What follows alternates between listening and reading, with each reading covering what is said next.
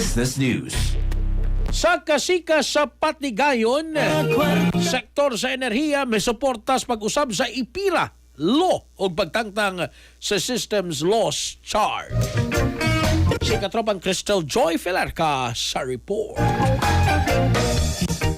Misuporta ang mga leader sa sektor sa enerhiya sa panawagan ni Presidente Ferdinand Marcos Jr. nga usbon ang Electric Power Industry Reform Act kun ipera, lakip ang pagtangtang sa system loss charges sa bayranan sa kuryente sa mga konsumidor.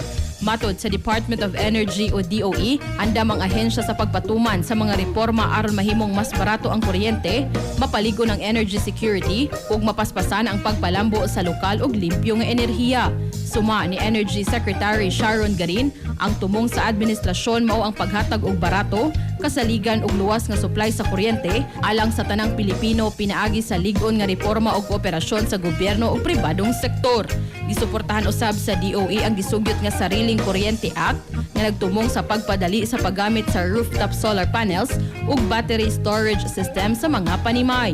Samtang gihangup usab sa Energy Regulatory Commission o ERC ang plano sa pagtangtang sa system loss charges ug miingon nga andam kini nga makigtambayayong sa Kongreso, DOE ug uban pang sektor aron mapatuman ang gikinahanglang mga balaod ug regulasyon. Para sa atong mga katropa nga gustong palig-unon ang immune system, malikayan ng ubo, hilan at labad sa ulo ug di makahilab sa tiyan, ang Santhone Vitamin C, the Alkaline Vitamin C maoy haom alang kanato mga katropa.